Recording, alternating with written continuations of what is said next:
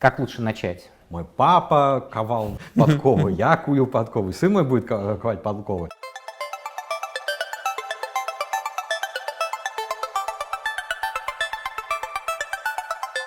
Рубен, я очень рад, что ты нашел возможность с нами побеседовать по экономике сегодня. Я тоже очень рад, что вы меня пригласили, так что спасибо за приглашение. Поговорить об экономике мы всегда любим. Моя предыдущая встреча была с Габриэлем Ди Беллой, который в тот момент был представителем МВФ в России, и с ним мы говорили о денежно-кредитной политике, и, соответственно, весь разговор крутился вокруг вопросов, связанных с экономическим циклом. Поэтому логично следующий разговор построить вокруг темы, связанной с долгосрочными тенденциями в экономическом росте, а именно я бы хотел узнать твое мнение по поводу того, как технологический прогресс влияет на экономический рост и на структуру экономики, и как на уровне отдельных экономик, так и на уровне мировой экономики. Но прежде чем мы перейдем непосредственно к текущей ситуации, если можно, в двух словах, каков механизм влияния технологического прогресса на экономический рост? С точки зрения долгосрочного роста в экономике достаточно хорошее понимание, какие основные факторы, поскольку есть модель Солоу, совершенно классическая, которая, как ни странно, работает, которая говорит о том, что, если мы говорим о долгосрочном имени роста, то ключевые факторы, на самом деле, они связаны с факторами производства, это труд, капитал и, собственно говоря, технологии. И с точки зрения именно долгосрочного роста, особенно если мы говорим о росте на душу населения, не как страна растет, а как благосостояние каждого отдельного человека, то это прежде всего определяется, как растет капитал, то есть норма сбережения. Это вещь, которая на самом деле достаточно, ее трудно поменять. А вот технологии, они на самом деле определяют рост благосостояния. Если посмотреть на последние совсем долгую историю, 150-200 лет, то именно это и определяет то, что мы живем существенно лучше, чем жили наши прапрадеды, деды, отцы и матери. Поэтому технологический рост — это абсолютно ключевое с точки зрения долгосрочного увеличения благосостояния людей. Ну и переходя к текущему моменту, за последние десятилетия, наверное, общее ощущение состоит в том, что технологии более активно вторгаются в нашу жизнь. Наверное, даже более активно, чем в 2000-е годы, в 90-е годы, 80-е. А в то же время экономический рост за последние десятилетия и в России, и в мире в целом был несколько медленнее, чем в предыдущие десятилетия. Как вы объясните эту ситуацию? На самом деле, эта ситуация не в первый раз проявляется. А в прошлый раз, исторически прошлый раз, было, когда появились компьютеры в 80-е годы, было то же самое. Все видят, что компьютеры появляются, все понимают, что это гораздо более эффективно, а производительность не растет. Ладно, рост, можно списать какие-то другие факторы. Можно померить производительность в экономике мировой, она не растет. И сейчас то же самое, она не растет. И тогда была знаменитая фраза Нобелевского лауреата Роберта Соло, который в 1987 году сказал, что я вижу компьютеры везде, кроме экономической статистики. Вот сейчас происходит абсолютно то же самое, условным искусственным интеллектом. Искусственный интеллект везде, кроме роста производительности. И это такой большой вопрос, на самом деле, из-за чего есть разные объясняющие какие-то такие попытки, как это можно объяснить, с тем, что сейчас это просто плохо меряет статистика. Например, огромное количество сервисов, которые мы сейчас получаем, они бесплатные в формате. То есть вот Google, Яндекс, карты, то есть все, они для пользователей бесплатные. С точки зрения экономической статистики, значит, это значит, что они бесполезные. Цена ноль, потому что, это особенности статистики. Но на самом деле, оказывается, что если покопаться в цифрах, то эта проблема, она и раньше была. Многие вещи не измерялись из-за того, что не подают статистику, поэтому нет ощущения, что именно это может объяснить. А вот что действительно, видимо, объясняет, это то, что все новые изменения, так же как компьютеры, это то, что называется технологии общего назначения, технологии общего пользования и так далее. Они не меняют какой-то конкретный сектор, они меняют вообще все. И это занимает очень долго. То есть то же самое происходило с компьютерами, то же самое происходило условно с электричеством, с паровыми двигателями, если уходить вглубь веков и так далее. И тогда там можно посмотреть, как это происходило исторически, там есть лаг лет 20-30, потому что вообще надо перестроить все. То есть то, как условно, когда появилось электричество по сравнению с паровым двигателем, пришлось просто перестроить все фабрики и заводы, потому что они организованы по-другому.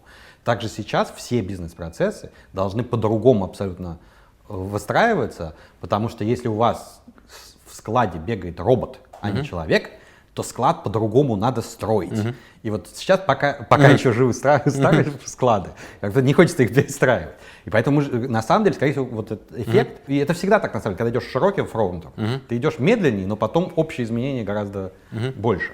То же самое происходит вот сейчас с этими новыми технологиями. Сейчас подстраиваются вообще все бизнес-процессы, но пока еще не там. И, скорее всего, вот еще лет 10-15, пока мы увидим полностью эффект от новых технологий. Не от компьютеров, а уже от искусственного интеллекта, роботов и так далее.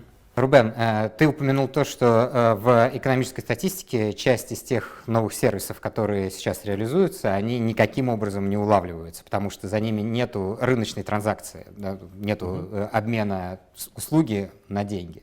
На твой взгляд, это несовершенство статистики, которое надо исправлять, или это та добавленная стоимость, которая создается в рамках этой транзакции, она будет улавливаться в каких-то других частях экономики? Это зависит от того, зачем нам нужна статистика, что мы меряем. Если мы хотим померить благосостояние людей, то, конечно, это надо учитывать. Это так же, как и раньше недоучитывал все домашнее хозяйство, поэтому считалось, что женщины почти ничего не делают полезного. То же самое сейчас с этими сервисами. Конечно, они играют огромную роль, и люди платят за них своим временем. Сейчас самое ценное, что на самом деле в экономике во многом торгуются новые, это внимание людей и их время. Google, когда вам дает бесплатно карты, поиск, mail и так далее, вы платите Google за этим своими данными и своим временем, прежде всего временем. Это очень ценная вещь, которая ее всегда недооценивают. Ты думаешь, больше временем, чем данными? Да. Вот мое ощущение, что на данный момент время, конечно, больше. Ну, представь себе данные без времени. Ну, меня кто-то что-то про меня знает, но рекламу мне продать все равно нельзя, потому что я ей не пользуюсь. Да, ее можно, зная мои данные, ее можно лучше продать, но поскольку я не пользуюсь, то как бы, на ноль на что не умножает, он будет 0. Поэтому данные, они, конечно, очень ценные, но главная ценность — это человеческое время. И с точки зрения человеческого благосостояния, конечно же, это очень важно измерять. С точки зрения ЦБ, может быть, это не важно, потому что монетарных транзакций нет, и поэтому, если мы говорим о денежной политике, это может быть не так важно. Поэтому для каких-то целей, может, это можно игнорировать. Но если мы хотим посмотреть, насколько люди лучше живут, то это, конечно, надо каким-то образом измерять. Исходя из вот тех технологических изменений, которые сейчас происходят, которые накопились за прошедшие пару десятилетий, на твой взгляд, какие будут происходить в структуре, изменения в структуре экономик, каким образом это будет влиять на, условно говоря, распределение добавленной стоимости между трудом и капиталом и на межстрановое распределение специализаций? Изменения уже идут, они огромные, на самом деле уже происходят по всем фронтам. Первый — это рынок труда, потому что люди вытесняются роботами, компьютерами и так далее на вполне определенных типах задач, которые такие рутинные, которые можно легко алгоритмизировать, которые требуют повторяющихся действий, на самом деле самые скучные. То есть с точки зрения, опять, человеческого благосостояния, это вообще замечательная вещь. Вот если вы хотите понять, какая следующая операция, которую делают люди, будет вытеснена роботами компьютерами, найдите самую противную, неприятную, гадостную работу. Вот она, скорее всего, будет вытеснена скоро. Поэтому с этой точки зрения все замечательно, за исключением маленькой такой проблемы, что люди, которые сейчас работают на этих тяжелых работах, они теряют эту работу, и им не всегда легко переключиться на другие. Поэтому вот трансформация, когда целые сектора уходят, и надо занять людей, вот это становится огромной проблемой, социальной во многом проблемой. Опять же, не первый раз. Раньше происходило, шахтеры в развитых странах проходили уже это.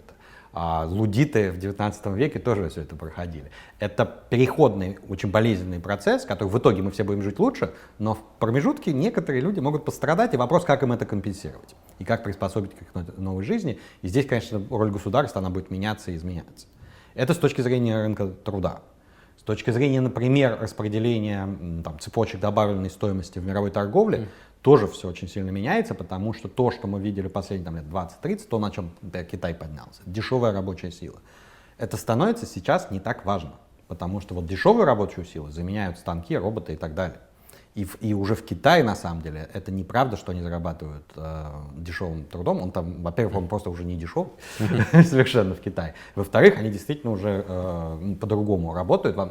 частично это может быть и проблема для Китая, в смысле, торможение его роста с этим связано. Но абсолютно по-другому меняется. А сейчас торговля услугами, вот, которую очень тяжело пометить. Опять мы возвращаемся к проблемам с статистикой. Если мы смотрим сейчас на объем мировой торговли, кажется, что глобализация развернулась, все падает, торговля падает. Ну, есть оценки, например, там, Института Маккинзи глобального, которые показывают, что если мы правильно учтем услуги и торговлю услугами, то на самом деле этого нет.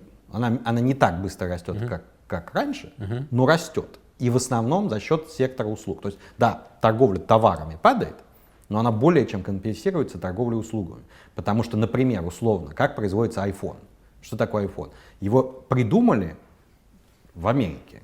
То есть это услуга, это технологическая услуга, неокр, где разрабатываются эти вещи. Маркетинг весь, создание бренда, тоже сделано в Америке. Потом эта услуга на самом деле, по факту, она экспортируется в ту страну, в которой производится iPhone, раньше Китай, сейчас Вьетнам, а дальше потом она перепродается в другие страны. И в стоимости айфона, конечно, его материальная ценность, она точно меньше половины. Основное — это услуги, технологические услуги, маркетинговые услуги.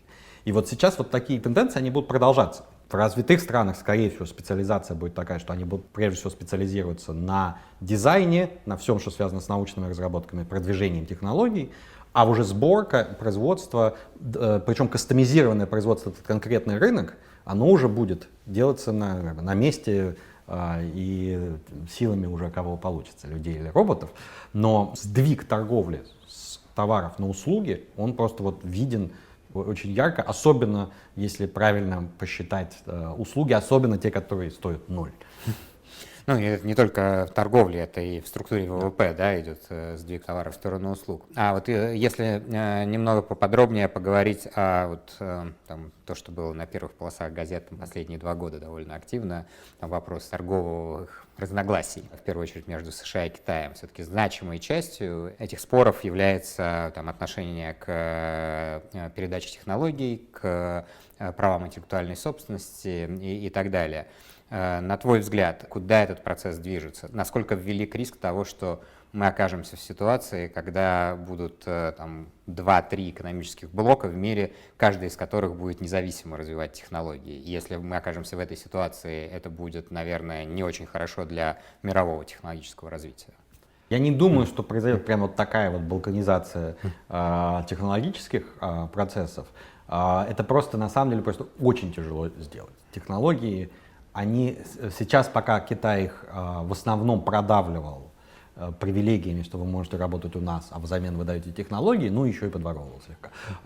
Но, во-первых, остановить воровство технологий практически невозможно. Это, опять же, вся история показывает, что рано или поздно технологии воруются. Поэтому можно затормозить процесс, но не остановить. И поэтому бороться со стихией бесполезно. Технологии будут передаваться. Вопрос, как это сделать цивилизованным способом, а не так, как это происходило в последнее время. Опять, прежде всего, это, конечно, отношения США и Европы с Китаем, потому что раньше было очень четкое разделение труда. Мы тут все придумали, а вы там это производите. Сейчас Китай дорос до того, что он становится не дополняющим звеном, а во многом конкурирующим. И конкуренцию надо выстраивать по-новому, абсолютно, потому что он игрок совершенно другого калибра, чем другие страны. Но я думаю, что вот такой вот прям активная фаза, которую мы наблюдаем сейчас, это временное явление. Отношения будут выстроены, будут менее такими добрыми, теплыми, как бы все люди братья, как раньше. Это все-таки конкурентные будут отношения. Но мы видим много примеров того, что в итоге и большие крупные страны рано или поздно каким-то образом учатся договариваться, и ключевым, конечно, будут договоры по поводу того, как мы именно права интеллектуальной собственности все-таки формируем правила игры, чтобы они не просто воровались. И я думаю, что на самом деле сейчас уже и Китай становится во многом в этом заинтересован, потому что в некоторых областях по уровню технологий они как минимум догнали, а в некоторых и перегнали. Там распознавание лиц это не снилось американцам, то, что делают китайцы. И уже в этой ситуации Китай заинтересован в том, чтобы их интеллектуальная собственность тоже защищалась. Раньше их это не волновало, они только брали. Теперь, когда они доросли до того, чтобы давать, это в их интересах поставить на какие-то цивилизованные рельсы. Можно узнать твое мнение о Россия на текущем этапе мирового технологического развития и вот смотря на следующие 5-10 лет вперед, следует ожидать, что у нас есть большее пространство для технологического кетчапа, догоняющего развития по сравнению с остальными странами, и мы им воспользуемся. Или же мы имеем какие-то ограничения, и то, куда идет мир в плане технологий, это то, что ослабляет наши сравнительные преимущества в других сферах. Я думаю, что на данный момент все-таки у России скорее больше преимуществ от этого, чем потенциальных угроз. Поскольку в России есть ресурс, который на самом деле становится все более и более важным, это человеческий капитал. У нас по-прежнему, на самом деле, по мировым масштабам, огромный рынок высокообразованных специалистов, которые могут двигать именно те сектора экономики, которые сейчас становятся очень важными. Тот факт, что на самом деле у нас пока что не происходит такого прорывного роста, он отчасти связан, опять же, с тем, что это и во всем мире это требует времени. А второе, это все-таки вот структурные все проблемы, связанные с развитием не только вот интеллектуальных каких-то направлений, а в целом всей страны, с перетоком, то, что не могут переток капитала из одних секторов в другие не работает, это связано и с правами собственности и так далее, и так далее. Эти вещи, они не дают сделать такой скачок, какой мы могли бы сделать. И потенциал в этом смысле у России очень большой. В одном из предыдущих вопросов ты упомянул роль государства. Вот, я бы хотел немножко поподробнее поговорить. Роль государства, по сути дела, сводится с точки зрения экономики, сводится к 3 вещам. Да? Это предоставление общественных благ, обеспечение более справедливого распределения добавленной стоимости, и третье — это обеспечение единых правил игры, регулирования, да, в широком смысле. И хотелось бы узнать, что ты думаешь по каждому из этих 3 направлений, насколько следующий этап технологического развития, оно будет способствовать увеличению или сокращению той роли, которую государство должно играть в каждом из этих направлений. Я думаю, что на самом деле государство будет играть все большую роль по этим направлениям, потому что они становятся на самом деле крайне важными. Все, что связано с структурой социального страхования, людей, которые теряют работы и которых надо переобучить масштабно. Это не решается конкретно уже отдельными индустриями. Это когда уходят целые сектора экономики, это уже выходит на уровень государственный. И с точки зрения просто материальной помощи этих людей, и с точки зрения развития человеческого капитала, переобучения, потому что если раньше у нас были семейные кланы, которые... Цеха, да, в гильдии. Там, мой папа ковал подковы, я кую подковы, сын мой будет ковать подковы. Потом это сменилось на то, что я вот обучился на заводе. С детства до пенсии, да, вот я получил образование и работаю по специальности. Сейчас мы переходим к системе, в которой, скорее всего, в среднем каждый человек будет менять несколько специальностей за свою жизнь. И вот эта способность гибко адаптироваться, особенно с точки зрения образования, она станет очень важной. И тут государство хоть как-то координирующую роль должно будет играть. С точки зрения регулирования, третьего фактора, который ты назвал, это станет очень важно. Потому что ключевой особенностью новых технологий является очень заметная растущая отдача от масштаба, особенно в работе с данными. Поэтому мы видим вот эти технологические гиганты, у них чем больше ты имеешь данных, тем больше у тебя конкурентное преимущество, и получается, что уже новые игроки, им очень тяжело зайти на этот рынок. И это ведет естественным образом к монополизации, если ничего не трогать. По сути дела, естественная монополия, да? Да. И тут государство, конечно, будет играть огромную роль. Еще на самом деле никто не понимает как, потому что антитраст, он вырос на железных дорогах, нефти и так далее, а не на данных. И подходы антитрастовых агентств, они пока еще не выработаны новые, потому что вот как регулировать, что вы ущемляете пользователя своей услугой, которая стоит 0, в парадигме текущих антимонопольных агентств нету, потому что у них основное ущемление — это завышение цены, а тут не завышение цены. Но обсуждение уже серьезно идет, да, то есть уже последние лет 10 на самом деле, да, если смотреть то, что там Европейская комиссия делает, конечно, и так далее, да, то есть там реально эта тема очень активно прорабатывается. Они уже работают, просто еще пока рецептов нет, но люди уже задумываются. Диагноз поставлен, но лечение еще не найдено. Но оно активно ищется, и часть его, скорее всего, будет связана с тем, что со стандартизацией, например, данных, один из подходов, здесь мои личные данные, чтобы ими не могла владеть полностью одна компания, так, чтобы я их не мог перенести на другую компанию. Надоел мне Facebook условный. Я могу взять весь свой профиль и перенести его на другую, новую, допустим, платформу без потери. И для этого просто важно, чтобы были какие-то стандартные механизмы. Так же, как раньше, если смотреть там на электричество, разные были подходы. Какое электричество, какие розетки, там, какое напряжение.